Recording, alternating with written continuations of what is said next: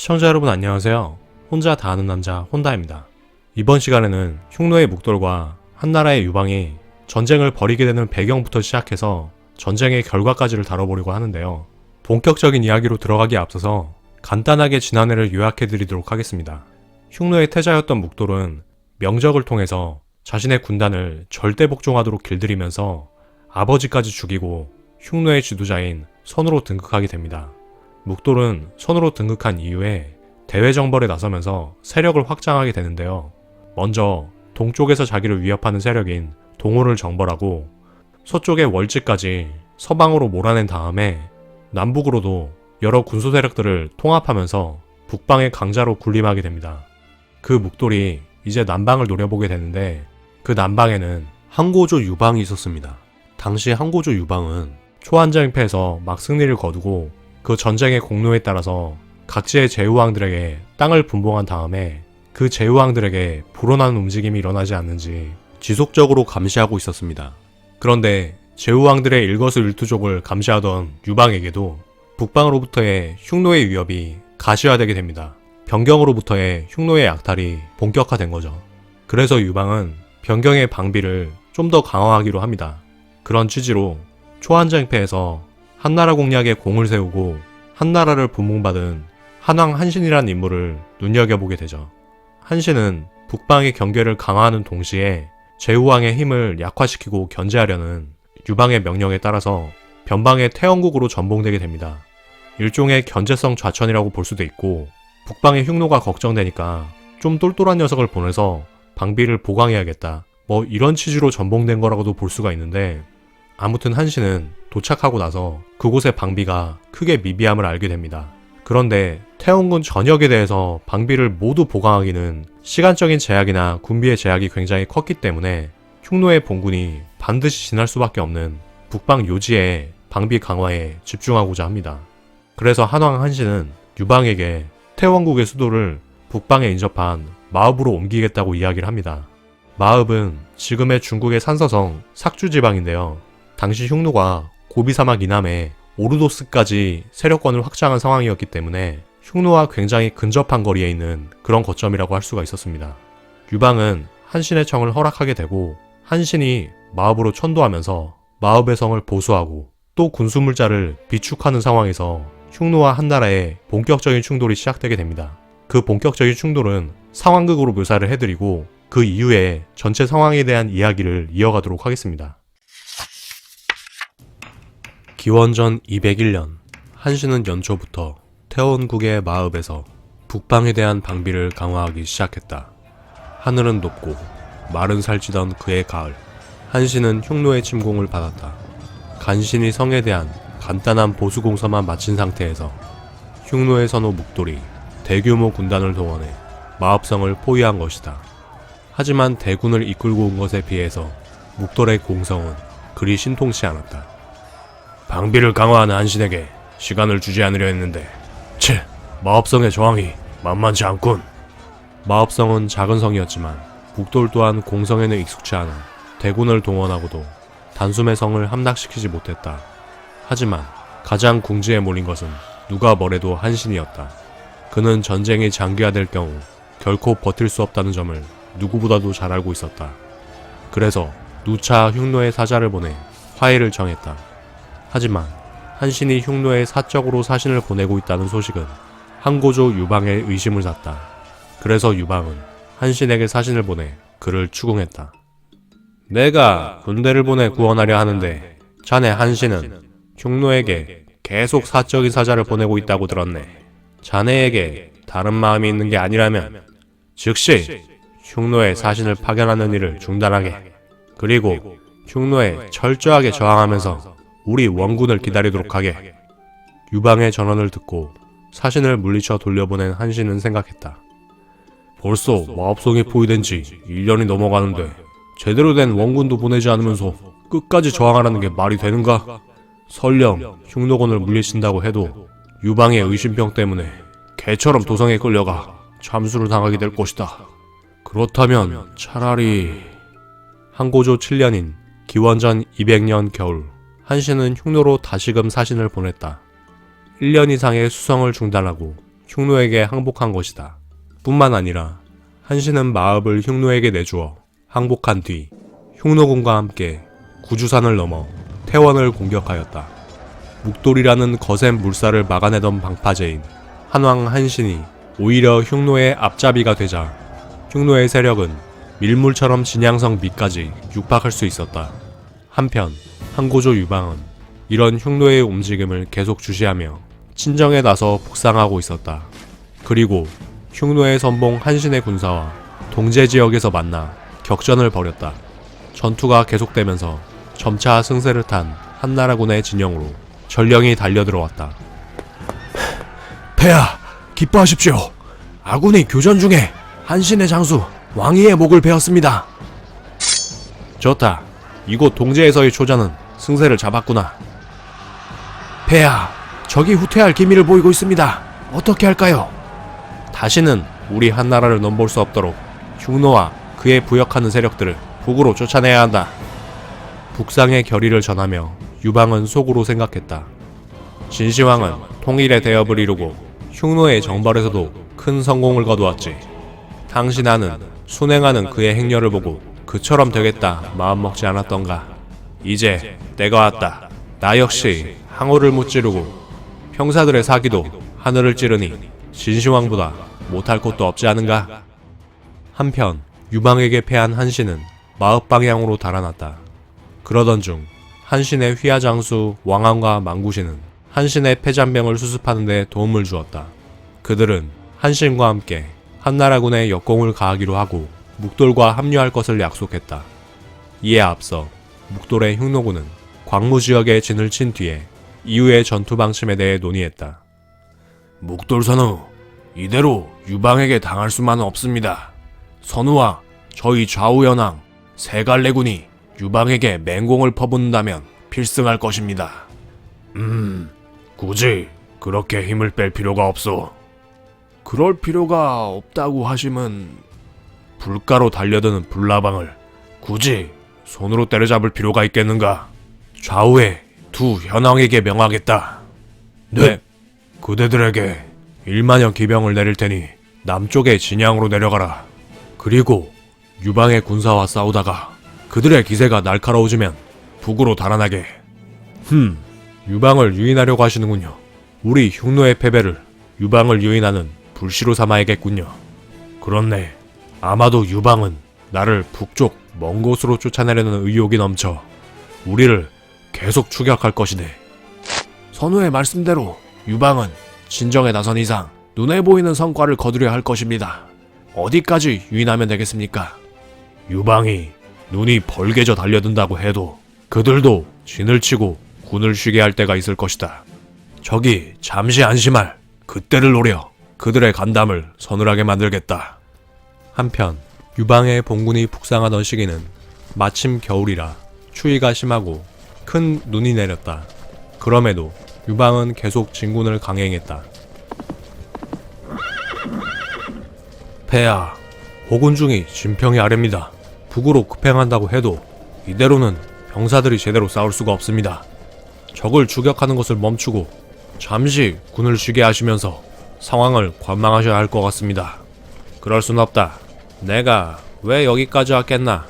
기회가 왔을 때 흉노를 잡지 못하면 시시때때로 귀찮은 파리처럼 우리를 못살게 굴 것이다. 그렇군요. 네, 폐하의 뜻을 알겠습니다. 다시는 두말하지 않겠습니다. 그나저나 갈수록 진군 속도가 더뎌지는 이유가 무엇인가? 추위가 극심해 병사들 가운데 동상에 걸린 자가 열에 두셋은 되는 상황입니다. 아무리 급행하셔도 보병들의 진군이 느려질 수밖에 없는 상황입니다. 어쩔 수가 없군. 그렇다면 내 친히 정예기병만을 이끌고 급행하도록 하겠다. 알겠습니다. 제가 보병군단에게 폐하의 뒤를 따를 것을 명하고 선봉을 이끄시는 폐하를 수행하겠습니다. 진평은 유방을 수행할 채비를 하며 생각했다. 이거 아군이 두 갈래로 분단되는 형국인데 폐하는 도저히 말릴 수가 없겠군. 이럴 때를 위해 책사가 존재하는 곳이니 임기응변으로 살 길을 찾는 수밖에. 한나라의 기병은 흉노를 이석까지 추격해 격파하고 흉노의 가축까지 포획했다. 한나라 군대는 다시 두 번 서쪽에 모인 흉노군과의 교전에서도 다시금 승리를 거두었다. 흉노가 번번이 패에 달아나자 항고조는 스스로 선두에 서서 평성 근방까지 흉노를 추격했다. 그리고 그곳에서 군을 점거하던 유방은 갑자기 섬뜩한 느낌을 받았다. 30만에 가까운 군세를 이끌고 북상하고도 지금 수중해진 것은 이 기병군단밖에 없군. 이거 안 되겠어. 여기서는 북상하는 다른 군이 합류하기를 기다려야겠네. 폐하의 판단이 옳습니다. 일단 본 군단을 보존하는 게 우선이니 서둘러 병성으로 입성하시죠. 그때였다. 사방을 뒤덮는 명적 소리와 함께 벌떼 같은 흉노의 경기병들이 평성으로 들어가려는 유방의 앞을 막아섰다. 아니, 흉노의 군세인가? 서둘러 놈들을 제압하고 입성하겠다. 폐하, 우리 모두 저들이 쳐둔 올가미에 걸린 것 같습니다. 저들을 공격하려고 들수록 저들이 쳐둔 올가미가 우리 목을 더욱더 옥죄할 뿐입니다. 서둘러 다른 곳으로 피신하셔야 합니다. 젠장, 어쩔 수 없군. 서둘러 남하에 북상하는 우리 군과 합류하겠다. 아니, 여기도 막혔군. 이제 어쩌는 게 좋겠는가? 폐하, 근방에 백등산이라는 곳이 있습니다. 산세가 험준해 방어에 용이합니다. 게다가 산 정상은 탁자처럼 평평하니 잠시나마 군을 주둔시키기에 좋은 곳으로 보입니다. 제가 앞장설 테니 저를 따르시기 바랍니다. 알았네. 이랴! 유방의 한나라 군사는 궁여지책으로 보급과 구원을 받을 길이 없는 백등산 정상에 틀어박혔다. 그러자 묵돌은 꽁꽁 감춰뒀던 정예 기병군단을 동원해 산 아래에서 한나라 군대를 포위했다. 백등산을 포위한 흉노의 군단은 한나라군의 사기를 땅에 떨어뜨리기 위해서 위력을 과시하는 포진을 선보였다. 백등산을 사방에서 포위하면서 서쪽은 백마, 동쪽은 푸른 청방마, 북쪽은 검은 오려마, 남쪽은 붉은 성마를 탄 기마대로 구성한 것이다. 젠장, 항우를 사방에서 포위하고 초나라 노래를 울려 퍼지게 했을 때가 엊그제 같은데 이곳에서는 내가 사면 사색을 당하는 것인가? 이런 굴욕을 마주하게 되다니. 폐하, 아군 군사들이 비상용으로 보유한 식량은 고작해야 며칠분밖에 없습니다. 여기서는 싸움으로 상황을 타개할 수가 없으니 최대한 완곡하게 무릎을 굽히시는 수밖에 없을 것 같습니다. 여기서 살아나갈 수 있다면 무엇을 못하겠는가? 어떻게 하면 좋겠는가? 우선 묵돌 선우의 연지에게 후한 선물을 보내겠습니다. 선우의 연지라. 연지가 선우를 설득해 정전을 이끌어낸다는 것인가? 과연 그것이 가능할까? 묵돌이 이토록 유리한 상황에서 연지의 말 한마디를 듣고 군을 물리치기는 어렵겠지요. 다만 우리가 연지에게 선물을 보낸다면 묵돌은 우리가 그들에 대항해 옥세할 생각이 없다는 것, 그리고 기꺼이 저자세를 보일 거라는 점을 확실하게 깨닫게 될 겁니다. 분하지만 지금은 다른 대안이 없군. 좋네. 귀중품을 박박 긁어서 연지에게 보냅세. 유방은 비밀리에 사자를 통해 연지에게 후한 선물을 보냈다. 그러자 연지가 묵돌을 찾아가 이렇게 청했다. 선우, 두 나라 군주가 서로를 공경에 처하게 해서는 안 됩니다. 유방을 이야기하는 것이오. 그렇다면 그것은 궤변이오. 원래 인접한 두 국가의 군주는 서로를 공경에 몰아넣을 수밖에 없는 것이 순리지.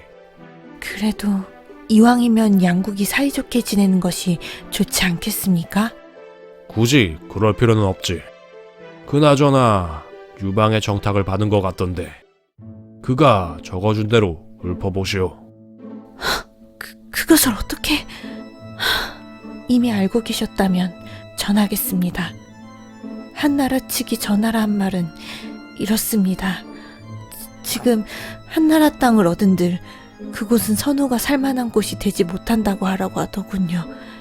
게다가 황제인 유방이 신의 도움을 받는 자이니 주의하라고도 했고요.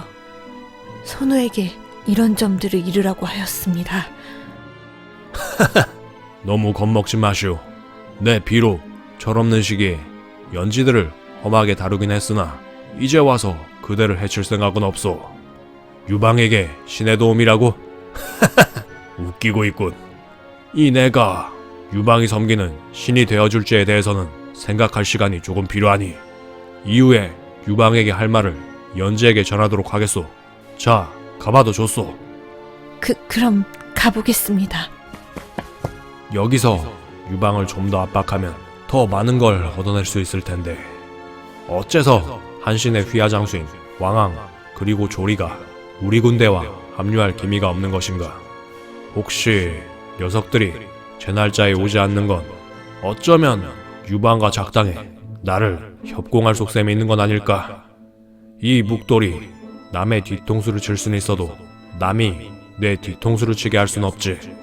여기서는 연지를 통해 정전을 제의해 얻어낼 것은 얻어내면서 위험 부담을 피해 일단 북으로 물러나는 게 여러모로 좋겠군. 묵돌은 연지의 건의를 받아들이는 형식으로 한나라군을 포위한 지 일주일 만에 포위망의 일부를 풀어주었다. 호군중이 진평이 유방에게 고했다. 흉노에게서 답이 왔습니다. 정확한 이유는 모르겠지만 흉노도 군사를 물려 온전하게 하려고 하는 것 같습니다. 다행이로군. 포위된 우리 군의 철군 방식은 어떻게 일러주던가. 우리가 강한 쇠뇌에 화살을 2개씩 매긴 뒤 활시를 힘껏 당겨 밖을 향하면 흉노군은 활의 사정 범위 밖으로 포위를 천천히 뒤로 물릴 것입니다. 그리고 한쪽에 포위를 열 것입니다. 그때 포위가 열린 방향으로 철수하면 됩니다. 한나라군은 진평이 이야기한 방식대로 흉노의 포위망에서 벗어나 평성으로 돌아왔다. 그러자 이내 한나라의 구원병도 도착해 유방의 군대와 합류할 수 있었다. 이어서 묵돌의 군대가 북으로 철군하자 한나라의 군대 역시 곧바로 남으로 철군했다. 당시 어떤 식으로 정전 합의가 이루어졌는지를 명확하게 알기는 어렵다. 그러나 이후의 상황을 보면 한나라는 종실의 딸을 공주라고 속이는 경우가 많았으나 꾸준히 여인들을 선후의 연지로 보내주었다. 그리고 해마다 흉노에게 일정량의 무명, 비단, 누룩, 곡식 등을 보내주었다. 사마천은 이러한 흉노와 한나라의 관계를 형제의 맹약으로 기록했다. 하지만 당대의 흉노는 그 이상의 지위를 누렸으며 엄연히 한나라의 상국으로 볼 수 있을 것이다. 백등산 전투에 대한 성황극을 들어보셨는데요. 이 전투의 전 과정에 대한 사마천 사기의 기록과 거기에 대한 제 의견을 함께 전해드리도록 하겠습니다. 한신은 기원전 201년 가을부터 기원전 200년 겨울까지 대략 1년간 흉노의 침공에 맞서서 마읍을 수성하게 됩니다. 이 시기에 흉노의 묵돌과 한나라의 유방의 입장에 대해서 함께 살펴보도록 하겠습니다. 한신이 흉노의 맹공에 맞서서 1년 동안 마읍을 수성할 수 있었다는 얘기는 묵돌의 공성이 그렇게까지 압도적인 수준은 아니었다는 방증이 되고, 이건 칭기스칸이 금나라 침공 초기에 공성전에 어려움을 겪었던 것과 비슷한 맥락이라고 할 수가 있습니다.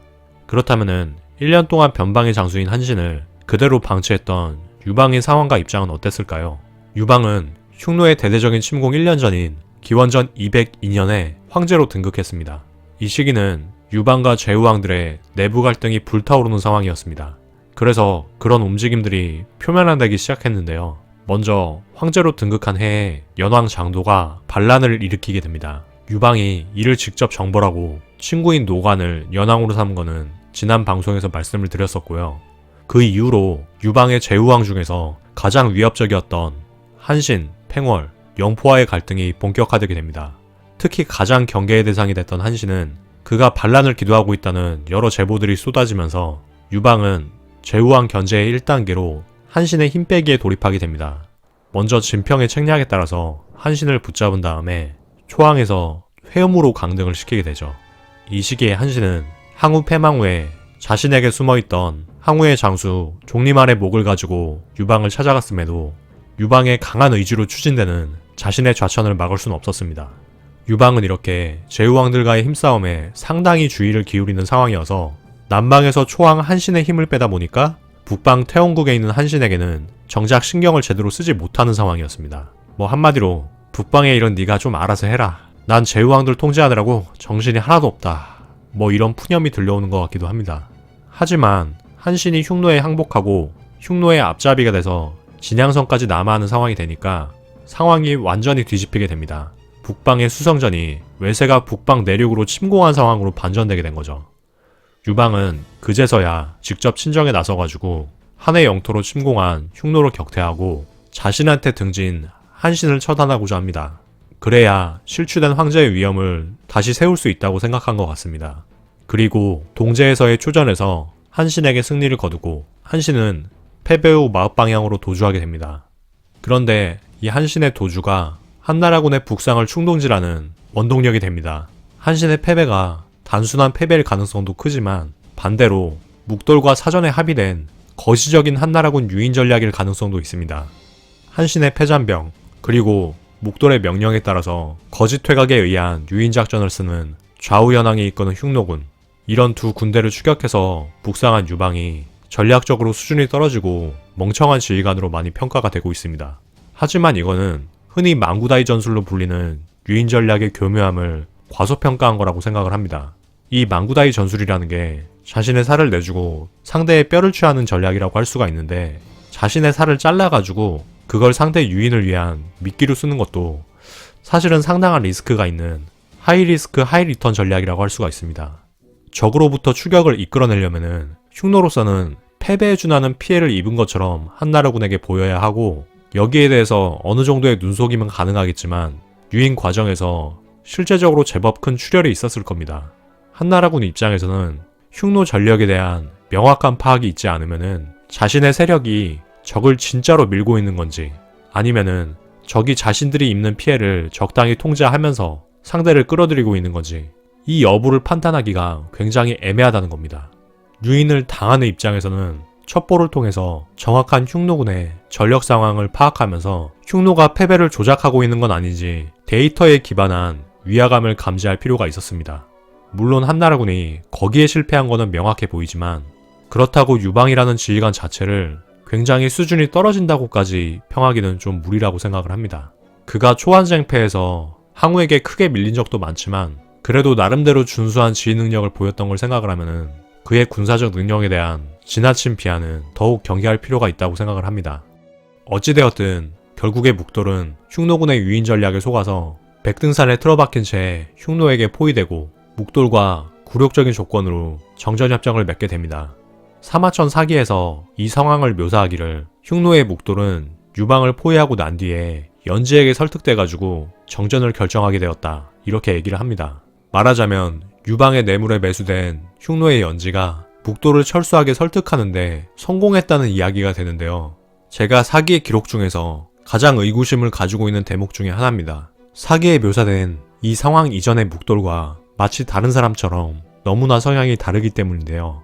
묵돌은 군단을 훈련시키는 과정에서 자신의 부인인 연지에게 화를 쏘도록 훈련을 하면서 자신의 군대를 자신의 명령이라면은 그 어떤 선이라도 넘을 수 있는 군단으로 길들이게 되죠. 그리고 나서 다른 연지를 상대국인 동호의 방심을 유도하기 위해서 상대국으로 보내주기도 합니다. 그러니까 묵돌은 냉정한 계산에 의해서 타인을 철저히 도구적인 존재로 이용해왔고, 가장 많이 이용된 인물 중에 하나가 자신의 연지였습니다. 묵돌이 이렇게 철저한 권력 지향성을 가지고 철저하게 실리에 기반한 사이코패스적인 대인관계를 이어온 데 더해서 유인 전술을 통해서 유방을 궁지로 몰아넣을 수 있는 그런 첩보 능력까지 가지고 있는데, 궁지에 몰린 유방에게 매수된 연지에게 설득된다는 것은 저로서는 좀 납득하기 어려운 내용이었습니다. 그래서 상황극에서 약간의 각색을 더했는데요. 묵돌은 우수한 첩보 능력을 이용해서 유방과 연지 사이의 커뮤니케이션을 이미 눈치를 챈 상태에서 연지에게 설득된 게 아니고 자체적인 판단으로 유방과의 정전 결정을 내린 것이라는 그런 내용으로 각색을 했습니다. 묵돌이 스스로 정전을 결정했다면은 그 배경으로는 어떤 것이 있었을까 생각을 해봤는데요. 우선 한나라 침공 전의 어려움을 예상했기 때문이 아닐까 생각을 해봤습니다. 묵돌은 한신이 버티고 있는 마읍 공성전에서 약 1년의 시간을 소요하면서 남방정벌은 정말 쉽지 않다는 것을 여실히 깨달았을 거라고 생각을 합니다. 이렇게 힘든 공성을 단계 해나가면서 상대를 정복할 수 없다면은 상대를 궁지로 몰아넣은 다음에 스스로 무릎을 꿇게 하는 게 현명한 방법이라는 생각하에 유방을 유인한 거라는 생각이 듭니다. 그리고 이어서 상대의 군주를 산에 고립시킨 거는 상대국 전체를 굴복시킬 수 있는 최대의 성과였기 때문에 상대에게 안전한 혈태를 제공을 하고 대신에 자신이 제공한 것 이상의 굉장히 큰 대가인 외교적인 종속을 요구하게 된 거죠. 이 약속은 굉장히 굴욕적인 거였지만 군주 간의 약속은 쉽게 뒤집을 수 없는 것이었고, 만약에 유방이 이 약속을 뒤집는다면 상대의 반발에 더해서 자신의 품격 저하, 관료들의 신임도 하락, 인심의 이반, 이런 상황의 악화가 연쇄적으로 일어날 게 너무 불보듯 뻔했기 때문에 누구보다 정치를 잘 아는 유방 입장에서는 이 입장을 번복하지 않고 추후에 약속을 계속 이행하면서 흉노의 공물을 바치게 됩니다. 그리고 추가로 사기에도 그 내용이 남아있고 충분히 개연성 있는 묵돌의 정전결정 이유가 하나 더 있는데요. 자신에게 합류하지 않는 한신의 군대가 유방과 작당하고 흉노의 군을 협공하지 않을까 걱정했다는 내용입니다. 이런 걱정 또한 묵돌의 머릿속에 잠재적으로 계속 자리하면서 묵돌이 정전이라는 결정을 내리는데 중요한 배경이 되기도 했을 겁니다. 종합적으로 묵돌의 남방 침공에서 백등산 포위 그리고 정전에 이르기까지의 과정을 살펴보면 묵돌은 득과 실의 사이에서 득을 최대화하고 실을 최소화하는 전략적 선택을 하면서 들어갈 때와 물러날 때를 잘 선택한 전략으로 대륙의 패자가 되었다는 결론을 내릴 수 있을 것 같습니다. 한의 흉노에 대한 열세는 대략 70년 후인 기원전 129년에 한무제가 흉노정벌에 나서기 전까지 잠재적으로 유지가 됩니다. 대략 70년간의 두 제국 사이의 대사를 결정했기 때문에 이 전쟁이 기원전 3세기 말에서 기원전 2세기의 동양 역사에서 큰 중요성을 가지는 사건이라고 볼 수 있을 겁니다. 오늘의 이야기는 여기까지 하기로 하고요. 앞으로도 칭기스칸 후예들이 세운 칸국에 대한 역사 이야기를 이어갈 거고요. 이 방송과 직접적으로 관련이 있는 내용으로는 한신을 비롯해 흉노로 넘어간 한나라 인물들의 후일담과 한무제 이전까지의 흉노와 한나라의 관계에 대해서도 이야기를 좀 해볼까 합니다. 지금까지 계속 시청해주셔서 감사하고요. 이 영상이 유익하거나 재밌으셨다면 구독과 좋아요, 그리고 알림 설정까지 해주시면 감사하겠습니다.